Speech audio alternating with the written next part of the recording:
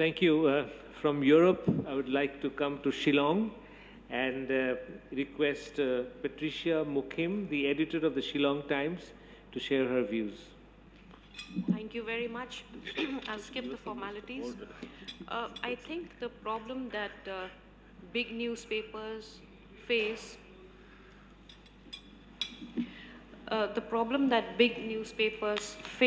is not that which is faced by smaller newspapers. We are in a much more difficult situation because most of us depend on government revenues. And so how do you maintain the balance between fair news, between good journalism, and our dependence on government revenues? And increasingly we find that as everyone says, the advertiser is king. So we are constantly at loggerheads with the management because we cannot get enough of the news out since our papers are completely covered with advertisements. As an editor, I'm always in a very difficult situation in having to drop the news.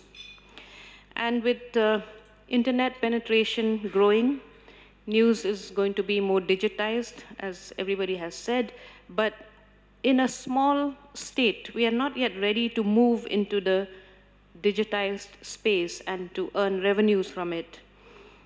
Then there is this, in a country like India, you cannot dismiss the fact that there's a huge rural-urban divide.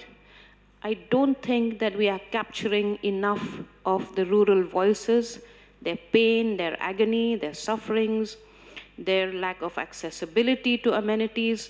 We are not focusing enough on this. And if we do, then the management tells us that we are looking more like a development communications or a social bulletin board and not like a newspaper. So that's a constant quarrel we have with the management. As they say, the role of journalism is to inform, educate, and entertain. I think we are getting to be more of the last part, especially if we are looking at television media. We are more entertaining than educating and informing. And again, in a country like India, it's the vernacular papers that have a huge outreach, but they're also not very well disciplined, and you find that the views actually encroach on news space. So people who read those papers, and they read them from page 1 to page 12 or page 20, they don't really know whether they're reading news or they are views.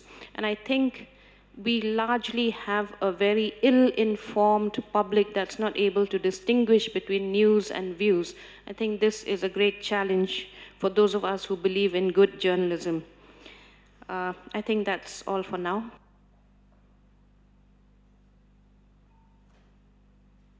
Thank you. I would like to now ask a Bangladesh colleague of ours, Samia Rahman, to say something. She's basically from television journalism, and I think you're also now teaching in the university.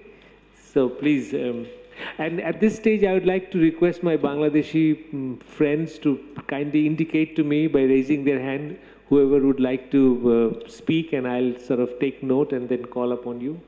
Please go ahead. Thank you so much. I'm not giving thanks to Pratham Alo, as you have said earlier. Yes. I'll be very much precise. She has said about that sponsors, about the advertisement. Yeah, nowadays we are facing lots of challenges, lots of pressures from the sponsors, from the advertisers, because we cannot run our channels without their support. This is our big challenge nowadays. But earlier we thought the biggest challenges are pressure on media from political sectors, from owners, from self-censorship issues, revenue, etc. But nowadays, I believe, my opinion is terrorism and religion are new challenges in journalism. Terrorism creates new dimension in journalism because we have to fight against propaganda, especially from irresponsible online journalism, from, of course, television, and from some from newspapers. And religion, we all know that that it's very sensitive issue here in South Asia, especially in Bangladesh, India, Pakistan. And I want to address one more thing. You have said earlier that good journalism is the only answer. No, we didn't do bad journalism earlier, but the situation has been changed now. So we have to be very much careful now. We have to follow our hearts, ethics, and journalistic approach honestly and properly. Thank you so much. Yes, Mr. Shamul Datto. Thank you, Mahfuz bhai. We are discussing the challenges before journalism. I believe that there are some common challenges in all over the world, and some of the differences in challenges also in the third world where democracy is not so institutionalized. It's a big problem right now, even in third world where democracy is fragile stage. That another challenge also. The another challenge that what we are facing right now, as I working in the print media, that we are seeing that revenue is decreasing day by day. More revenue is going to television and online, and print circulation also decreasing in Bangladesh. So that is the reality. But our other challenges, what Samia said, the challenges from the ruling party, challenges from the extremist group, these are some of the challenges that what we are facing in a country like Bangladesh. I believe the same problem in other area also and all over the world where democracy is strong, but challenges are remaining there also. Thank you. Yes, can I now request Swati Bhattacharjee from Anandabazar, Kolkata. Anandabazar, as we all know, is one of the largest Bengali dailies. I think it is the largest. But I think you are facing challenges in the digital platform. Would you like to share your experience of why you are such a big success in the print and why are you struggling on the digital? We started late. I think that is the reason. We didn't take up the digital till very recently. It was, I think, only last year that we do have a separate desk, a separate department for digital. We are catching up, and I'm sure that as time goes by, the digital thing will be more important, more stronger. We'll get more readers. It's an uphill task, but I'm sure ABP will do it. If possible, I would like to address a slightly different issue, since we are a Bengali paper and many in Bangladesh, Prothom Alu and many others who are here today, we are also Bengali papers. There are vernacular papers. The main rise in print circulation, as you know, is in vernacular papers.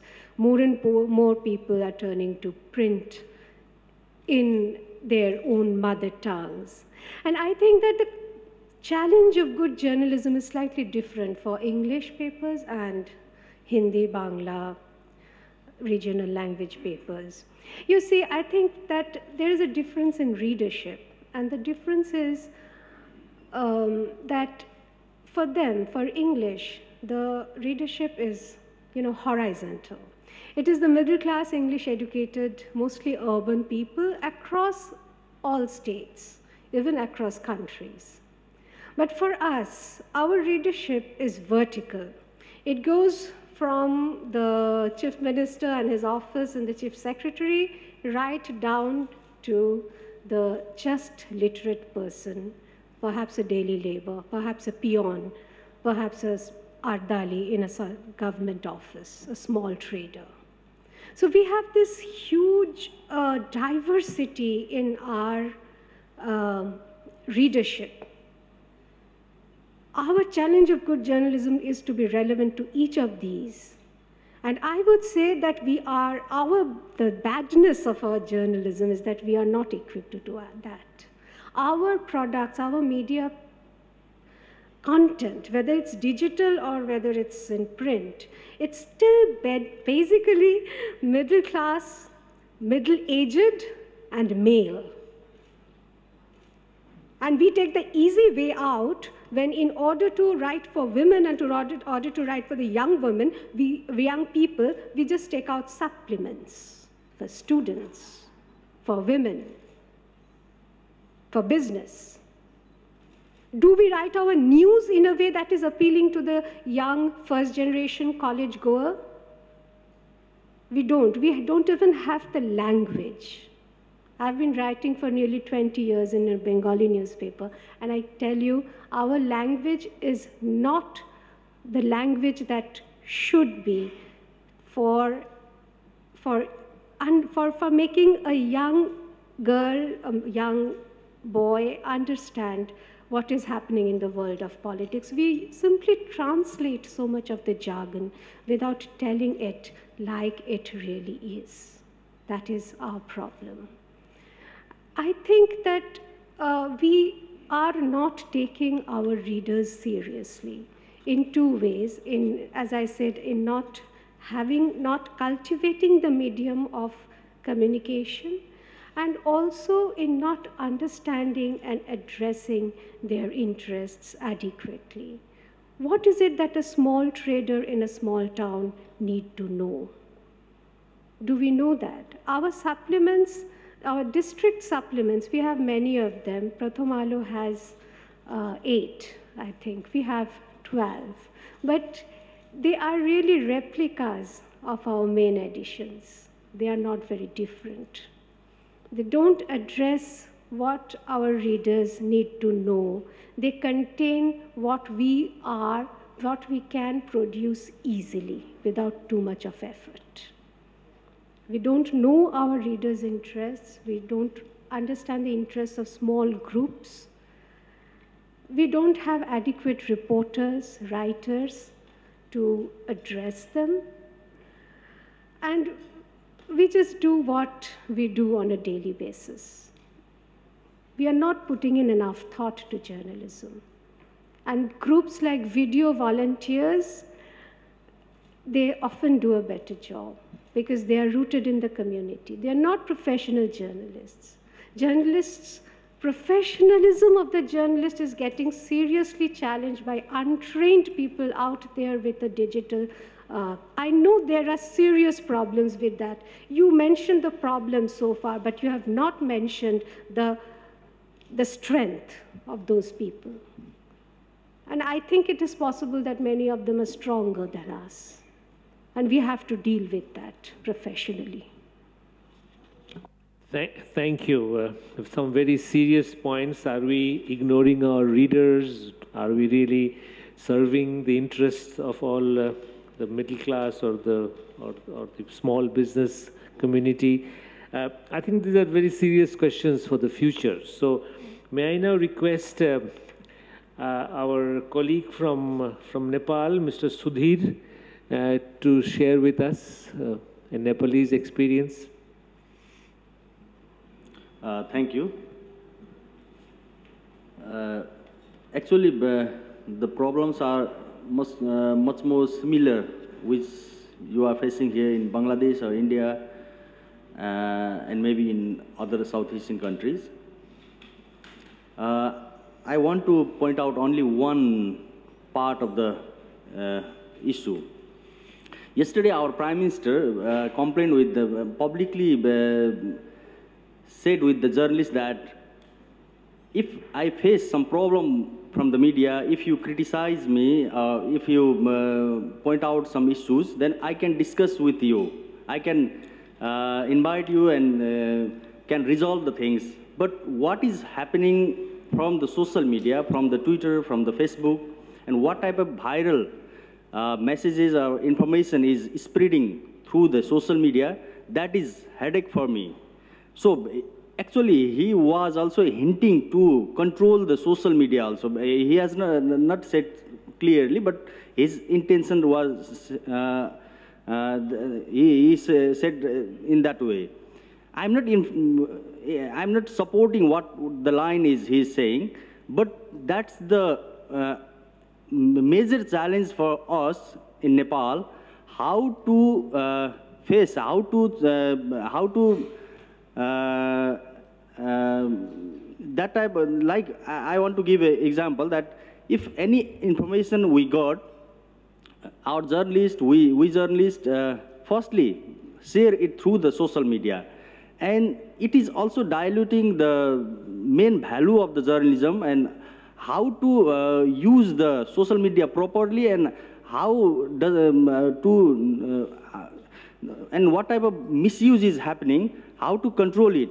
That's the major challenge becoming in my country, and I want to know what type of experience here in Bangladesh from the Bangladeshi friends. Thank you.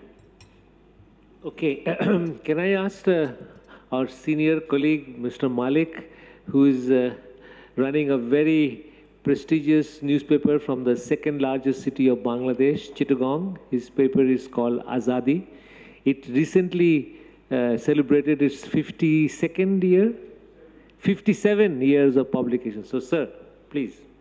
Mr. Mahfouz Anam, thank you very much for giving me this chance to speak a few words before all this August gathering. Actually, my father started this newspaper, so I had to take the burden of running it for the last 57 years.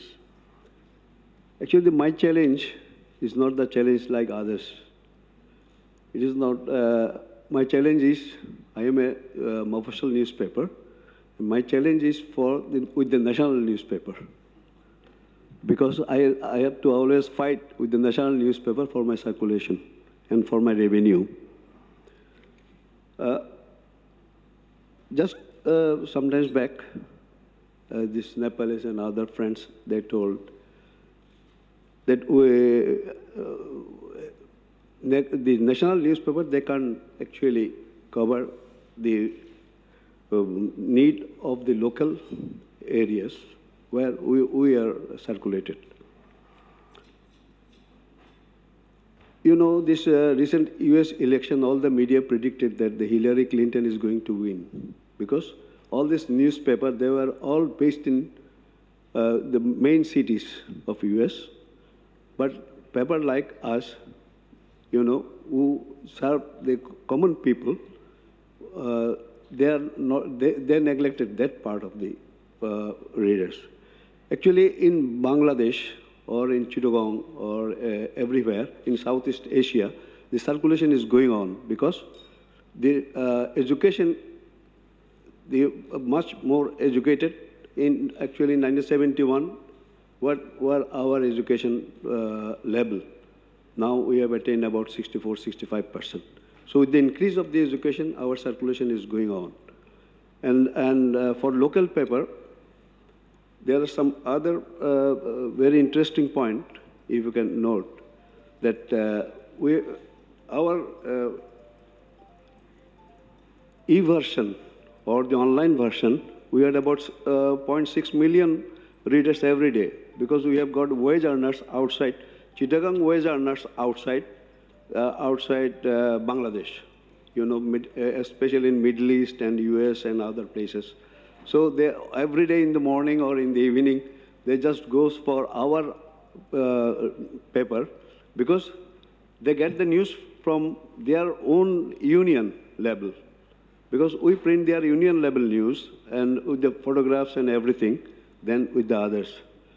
So in that way, I think if this media version, if we put a bit of price, so we have got about 0.6 million. If we put a bit of price of 1 pence per unit per tick, then how much money we will be earning? I do not know. So, but the challenge is always there. We'll have to, now we'll have to fight. We have to fight with the electric media. But I think this is, print media is much more.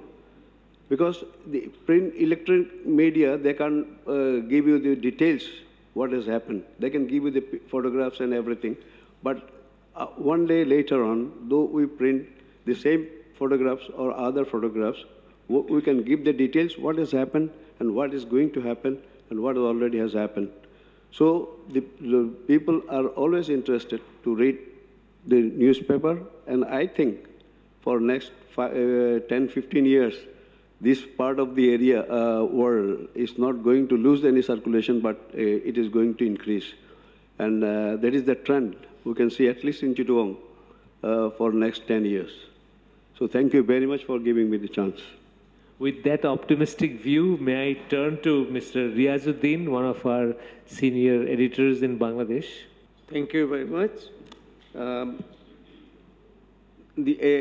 At the moment, media as a whole, all over the world, is in the dark because of the credibility gap created in US election and Brexit. People don't believe us nowadays. When they see us, say, Mr. Journalist, we don't believe you. Whatever you said doesn't come true. So the major challenge at the moment is to restore confidence of the readers in newspapers and other media's credibility. And secondly, the young people, they are now going away from the print media and switching over to digital devices to read the newspaper early in the morning.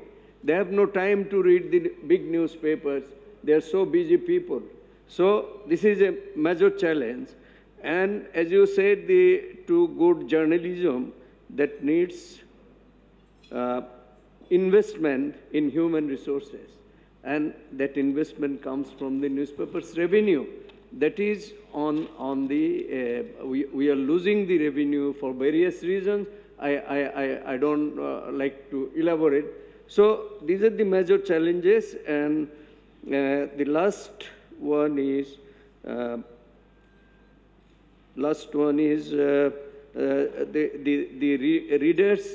readers are switching over to digital devices like cell phone. We have about 80% cell phone penetration in Bangladesh. And everyone can read the newspaper in the cell phone. So why should they buy the newspaper? So this is the challenge, how to bring them back to the mainstream readership in the newspaper and electronic media. Thank you very much. Mr. Naimul Islam Khan, one of our senior journalists in the country. From Riaz Bhai, why should a print newspaper at all need to survive? If everyone gets it from their mobile, why are we so worried? We don't have to worry, actually. We shift from print to the sort of web media, or say mobile journalism, whatever you call it, online journalism that we already do.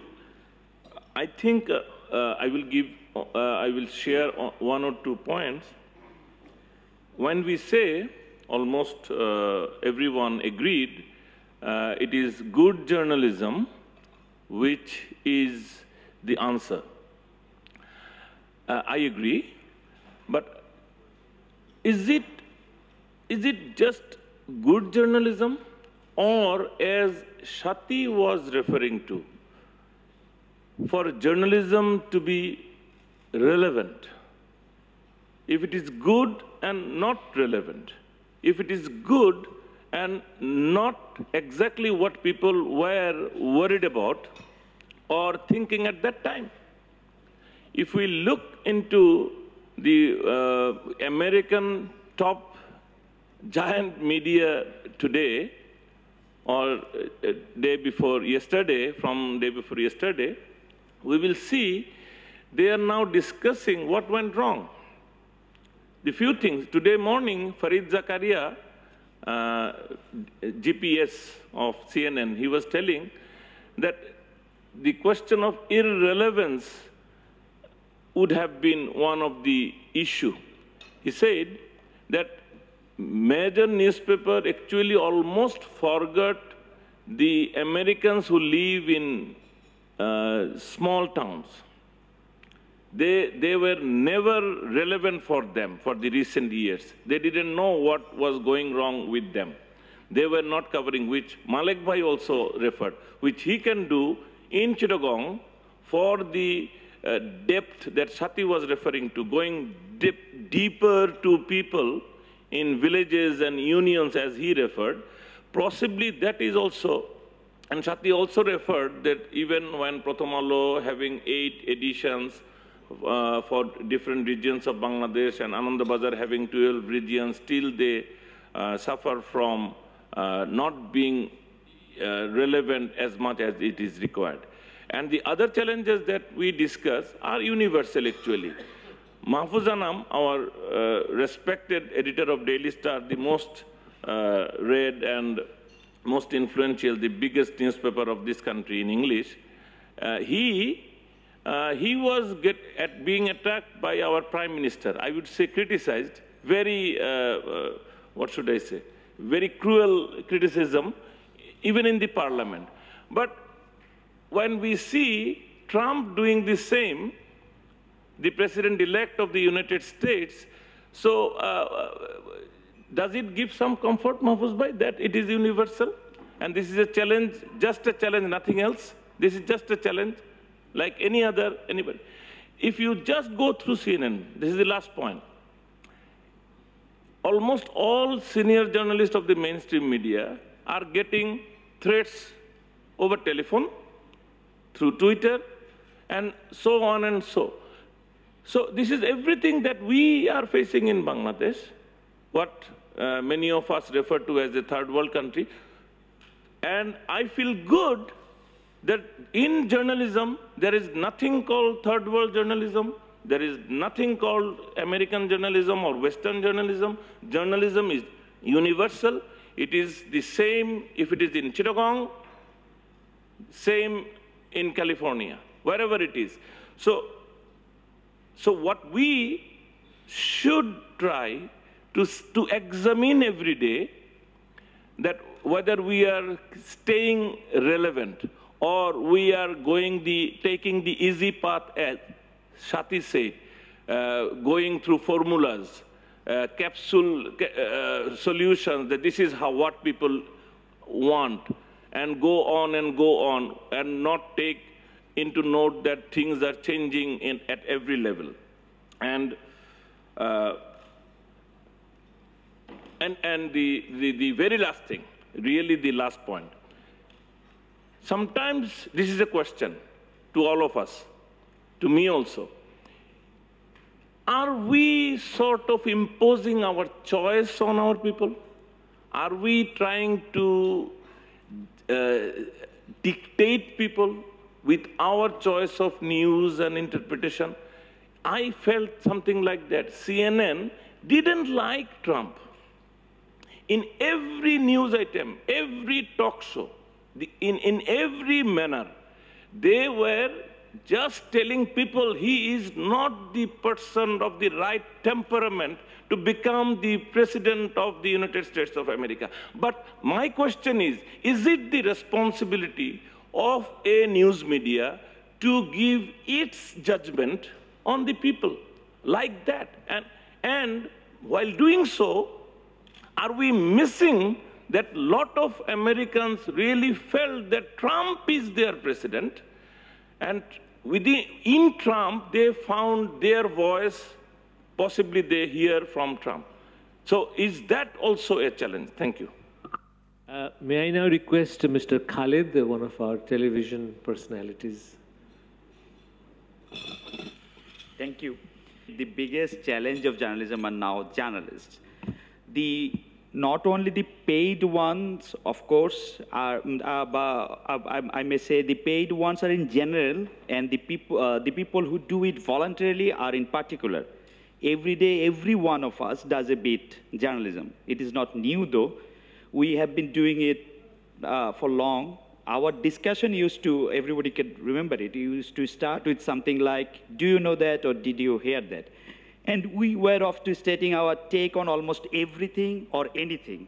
Nobody used to take it seriously, not even us, ourselves, because we were always in doubt whether our statement was based on fact entirely. On that point of time, we used to wait for newspaper to be printed and check the facts. Actually, we were stating the day before. Things have changed now. We do not hesitate to disseminate news. We know practically everything.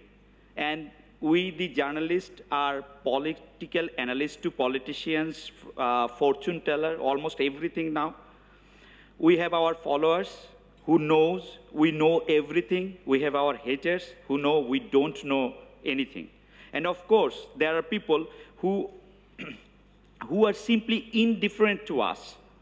And there are other kind, of course, everything they read or see, see anything on TV, they actually start dialing their own source to check the facts, to check what actually happened. Everyone is a journalist now, and all of us loses credibility. Journalism is killed by journalists. To save journalism, we need to question everything once again, especially question ourselves, and go back to the old school of journalism where we had to take the different path to gather news, we have to take the difficult path to gather news and to present them before our readers and audience. We have to be objective for our readers. Otherwise, we will die every day by printing bold and red headlines and corriendums. And of course, TV reporting and presentations will only entertain us, and audience will seek news in soap opera and reality show. And of course, I must not forget in advertisement. Thank you so much.